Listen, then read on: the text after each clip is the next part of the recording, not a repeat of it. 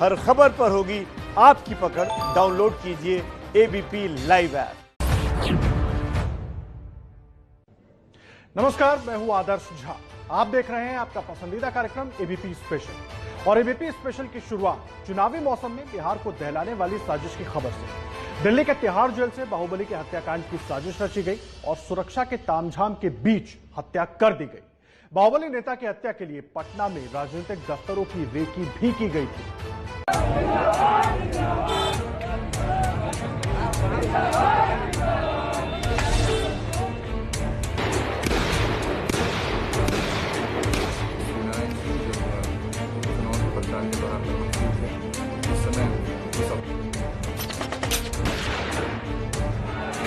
ये वीडियो उस श्री नारायण सिंह का है जिसे चुनाव प्रचार के बीच बिहार के शिवहर में गोलियों से भून दिया गया।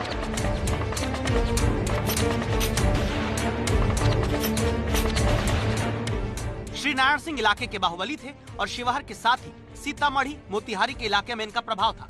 शिवहर पुलिस ने जो खुलासा किया उसके मुताबिक श्री नारायण सिंह की हत्या अपराध की दुनिया में वर्चस्व स्थापित करने के लिए की गई। 50,000 रुपये मुझे किशन ने दिया था, जब उससे पैसे मांगे थे। तो किस लिए दिया था सर? काम के लिए। काम क्या था सर? यही काम करना था, ये श्री नारायण सिंह को मारना था। क्यों मारना था? क्या कुछ बताया? जी, संतोष झा का बदला लेना था। चेहरा ढके जिस शख्स को आप टीवी स्क्रीन पर देख रहे हैं, उसी की गोली से श्री नारायण सिंह की हत्या की गई। गिरफ्तार आरोपी नीरज पाठक उर्फ चाइनीज ने कैमरे पर कबूला है कि उसे फोन कर श्री नारायण सिंह को मारने की सुपारी मिली थी। अपने फोन से मुझे बात करवाया, चले बात कर भैया से। मतलब कौन भैया? तो विकास भैया। मतलब हेलो वगैरह की हाल, तो मतलब भैया प्रणाम। तो खुशी रहा की हाल, तो मतलब ठीक है। तो काम करे के मतलब कौन काम भैया? तो किशन सब समझा दे, तो तोरा खाली किशन के साथ जाए के, जैसे जैसे किशन कहते वैसे वैसे करे के। नीरज जिस विकास झा का नाम ले रहा है, उसे अपराध की दुनिया में कालिया के नाम से जाना जाता है। 3 महीने से श्री नारायण की हत्या की साजिश चल रही थी। पटना में आरजेडी के दफ्तर में पीछा भी किया गया था। पिछले हफ्ते नामांकन वाले दिन हत्या की कोशिश नाकाम रही। पुलिस के मुताबिक जिस विकास झा नाम के सरगना ने तिहाड़ जेल से साजिश रच श्री नारायण सिंह की हत्या करवाई है, वो उत्तर बिहार के कुख्यात अपराधी रहे संतोष झा का गुर्गा है। संतोष झा जिसकी 2 साल पहले सीतामढ़ी कोर्ट में हत्या कर दी गई थी।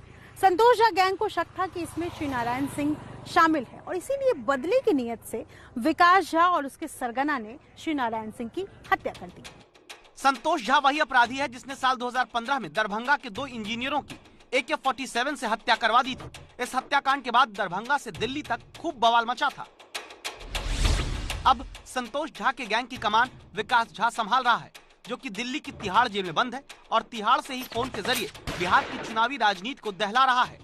तिहाड़ जेल से इनके पूरा जो ये नेटवर्क सेट कर रहा है अभी, तिहाड़ जेल से ऑपरेट करता है और वहाँ पर किसी प्रकार से इसे व्हाट्सएप कॉल, मुख्य रूप से लोग व्हाट्सएप कॉल आजकल यूज करता है। संतोष झा का वो मेन शूटर रहा है और संतोष झा के मृत्यु के पश्चात, उसकी हत्या के पश्चात, ये संतोष झा का गिरोह का प्रमुख बन चुका है और ये अपनी हैसियत धीरे धीरे और बढ़ाना चाहता है और इसका उद्देश्य उन सारे लोगों को खत्म करना है जिनको इनको लगता है कि संतोष झा की हत्या किया हो। पिछले साल अगस्त के महीने में 26 साल का गैंगस्टर विकास झा भागलपुर में पुलिस की आंखों में मिर्ची झोंककर अस्पताल से भागने में कामयाब हो गया था, जिसके बाद पिछले साल अक्टूबर के महीने में ही दिल्ली पुलिस ने उसे गिरफ्तार किया था। माना जाता है कि इलाके में विकास झा गैंग और श्री नारायण सिंह के बीच वर्चस्व की लड़ाई चल रही थी।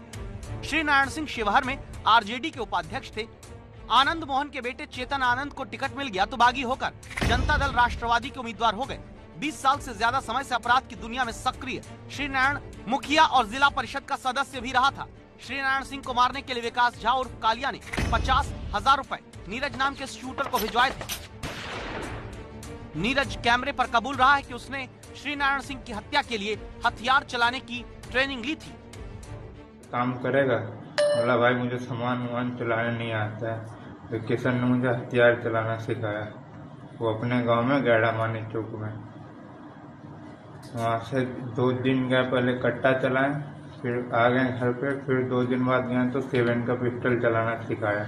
पुलिस के मुताबिक बदमाश कई दिनों से श्री नारायण सिंह का शिवहर में पीछा कर रहे थे। घटना के दिन बाबू साहब, गौरी शंकर महाराज और नीरज पाठक तीनों शूटर बाइक पर सवार होकर आए और श्री नारायण सिंह के बिल्कुल करीब आकर गोली मार दी। इनमें से गौरी शंकर महाराज को वही लोगों ने पकड़ा और भीड़ में पीट कर मार डाला।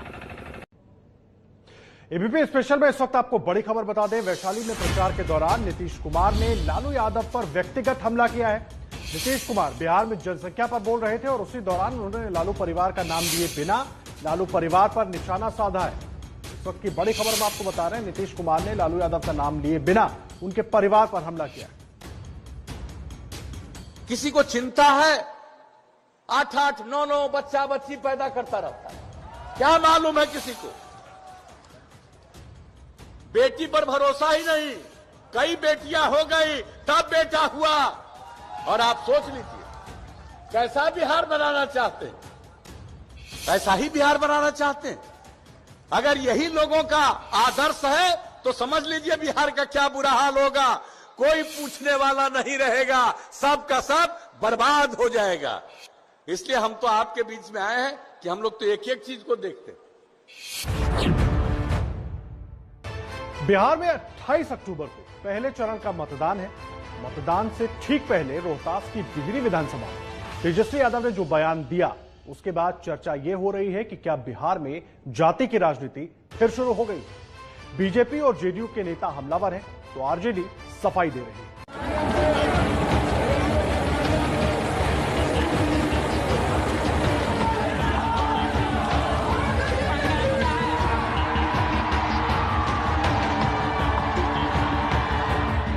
मुख्यमंत्री रहते हुए अगर हम पहला दस्तखत कलम चलाएंगे तो 10 लाख नौजवानों को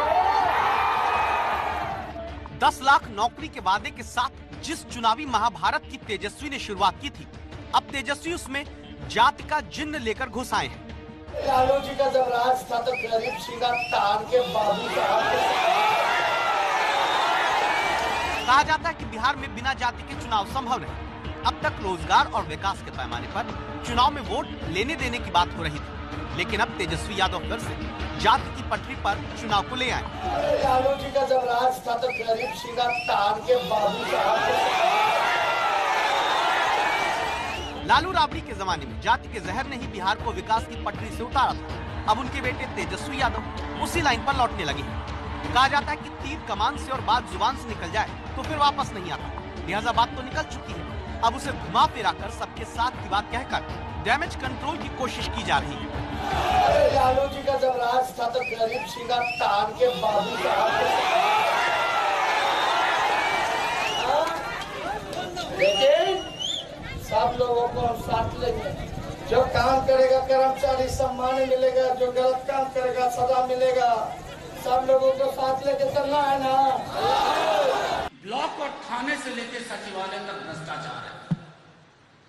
वो भ्रष्टाचार जो बाबुओं का भ्रष्टाचार है, साहिबाना मिजाज के लोगों का भ्रष्टाचार है, आज नागवार बुझ रहा है। कुछ लोग इसको स्पिन डॉक्टर्स स्पिन दे रहे हैं कि किनको कहा, अरे भ्रष्ट बाबुओं और साहिबाना मिजाज के अधिकारियों के लिए कहा गया। अब ये बात किनको बुरी लगी? नीतीश जी के सिवा सलाह। लेकिन विरोधियों ने तेजस्वी के इस बयान को मुद्दा बना लिया। जेडीयू ने तेजस्वी के बयान को राजपूतों पर किए गए जुबानी वार से जोड़ दिया है और उदाहरण के लिए रघुवंश बाबू का नाम लिया। आज बाबू साहब शब्द के जरिए बिहार में ठाकुरों को लेकर के उन्होंने ये बयान दिया है और ठाकुरों को लेकर के उनकी जो नाराजगी है वो पहले से जगजाहिर है। इसलिए कि जिस तरह से रघुवंश साहू को जीवन के आखिरी क्षण तक यंत्रणा और अपमान के जरिए उन्हें असमय मौत की गोद में सोने के लिए विवश किया गया, उनके मरने के बाद भी उनके खिलाफ अनेक बातें उनकी पार्टी के नेताओं ने कहे। आपको बता दें कि तेजस्वी के पिता और बिहार के पूर्व मुख्यमंत्री लालू प्रसाद यादव ने भी जातीय समीकरण को बैठाने के लिए भूरा बाल साफ करो का नारा दिया था। भूरा बाल यानी भूमिहार, राजपूत, ब्राह्मण और लाला। बाबू साहब वाले बयान के बाद लालू का पुराना बयान चुनावी मार्केट में आ गया है। और राष्ट्रीय जनता दल की पूरी राजनीति सवर्णों को गालियां देने की रही है। पूरी राजनीति भूरा बाल साफ करने की रही है, यानी भूमिहार, राजपूत, ब्राह्मण, कायस्थ, इनका खात्मा कर दो और जिनके बल पर पूरी राजनीति करते रहे, आज फिर से ये बिहार को जात पात में बांटना चाहते हैं। जीतन राम मांझी ने तो राजपूत सम्मान से जोड़ते हुए तेजस्वी से बयान पर माफी मांगने की बात कह दी। मांझी ने लिखा, जीतन मांझी के रहते किसकी हिम्मत है जो वीर राजपूतों की छाती पर लात मार दे। आपके पिता भूमिहार राजपूत ब्राह्मण कायस्थ को साफ करने की बात कहते थे और आप देश के लिए लड़ने वाले राजपूतों की छाती पर चढ़कर राज करने का सपना देख रहे हैं। माफी मांगिए। बिहार में कुल 15% सवर्ण वोटर हैं। सवर्णों में राजपूत की आबादी सबसे ज्यादा है। बिहार में राजपूत मतदाता करीब 5% से ज्यादा है। राजपूत और बाकी सवर्ण जातियां बीजेपी का वोट बैंक मानी जाती है। माना जा रहा था कि पिता लालू की राजनीति से अलग तेजस्वी सवर्णों को भी लेकर चलने की राजनीति कर रहे हैं। आरजेडी ने सवर्णों में सबसे ज्यादा टिकट भी राजपूतों को दिया है, लेकिन तेजस्वी के बाबू साहब वाले बयान से आरजेडी के समर्थक राजपूत वोटर नाराज हो सकते हैं।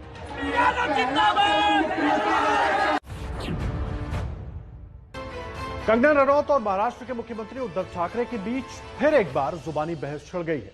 दशहरा रैली में कल उद्धव ने ऐसा बयान दिया जिसने कंगना का गुस्सा भड़का दिया। उद्धव ठाकरे, तुमने मुझे कल अपने भाषण में गाली दी। मुंबई महाराष्ट्राचं मीठ खायचं आणि नमक हरामी करायची। शिवसेना की दशहरा रैली में महाराष्ट्र के मुख्यमंत्री उद्धव ठाकरे के शब्द बाणों ने नया संग्राम छेड़ दिया है। मुंबई महाराष्ट्राचं मीठ खायचं आणि नमक हरामी करायची ही असली सगळी रावणी अवलाद। मंच संभालते ही उद्धव ने एक एक कर अपने विरोधियों को निशाने पर लिया और ऐसे जुबानी तीर छोड़े जिससे कंगना रनौत का गुस्सा फिर से भड़क गया। उद्धव ठाकरे, तुमने मुझे कल अपने भाषण में गाली दी, नमक हराम कहा। इससे पहले भी सोनिया सेना के कई लोगों ने मुझे गंदी गालियां दी है, धमकाया है, मेरा जबड़ा तोड़ना या ओपनली मुझे मार देना या हरामखोर कहना, इस तरह की कई अभद्र गालियां इससे पहले भी मुझे सोनिया सेना ने दी है। लेकिन आप नहीं देखेंगे कि जो भी नारी सशक्तिकरण के जो ठेकेदार हैं उन्होंने कुछ नहीं कहा। भले ही उद्धव ने अपने बयान में सीधे कंगना रनौत का नाम नहीं लिया, लेकिन जिस अंदाज में उन्होंने हमला किया, इशारा साफ था कि उनके निशाने पर आखिर है कौन। घरी खायला मिळत नाही म्हणून मुंबईमध्ये यायचं आणि वरती दाखवायचं की आम्ही कष्ट केलेले आहेत। मुंबई महाराष्ट्राचं मीठ खायचं आणि नमक हरामी करायची ही असली सगळी रावणी अवलाद। महाराष्ट्राची बदनामी कशासाठी करायची? दरअसल अपने दफ्तर पर बीएमसी का बुलडोजर चलने के बाद कंगना रनौत ने मुंबई की तुलना पीओके से कर दी थी। कल उद्धव ठाकरे ने अपने भाषण में कंगना रनौत के उसी बयान का जिक्र किया और उनकी तुलना रावण तक से कर दी। आज आपण विजयादशमी करतो, एक तोंड म्हणते रावणाचं, रावण की मुंबई हा पाकव्याप्त काश्मीर झालेला आहे। मुंबई पाकव्याप्त काश्मीर। कंगना ने इस बयान को महिला के अपमान से जोड़ दिया है। साथ ही हमला बोलते हुए उद्धव के बयान पर चुप्पी साधने वाले लोगों पर भी सवाल खड़े किए। आप सिर्फ एक लड़की से नाराज है और वो लड़की आपके बेटे की उम्र की है। चीफ मिनिस्टर, आप मुझसे बहुत नाराज हुए थे जब मुझे धमकाने के बाद मुंबई में मैंने वहां की तुलना, क्योंकि वहां पे आजाद कश्मीर के नारे लगे थे और आपकी सोनिया सेना ने उसे डिफेंड किया था, इसलिए मैंने कहा था उसकी तुलना पीओके से की। तो बहुत ज्यादा संविधान के जो बचाने वाले हैं वो उछल के आए थे, लेकिन कल आपने उसी भाषण में भारतवर्ष की तुलना पाकिस्तान से की। अब वो संविधान वाले नहीं आएंगे क्योंकि उनके मुंह में कोई पैसा नहीं ठूस रहा है। कंगना और महाराष्ट्र सरकार के बीच तनातनी लंबे समय से चल रही है। महाराष्ट्र सरकार पर हमलों को लेकर हाल में कंगना के खिलाफ 2 केस भी दर्ज हुए हैं। इसके बावजूद उद्धव के बयान पर कंगना ने जैसा तीखा पलटवार किया, उससे साफ है आने वाले दिनों में उनके तेवर कम होने वाले नहीं हैं।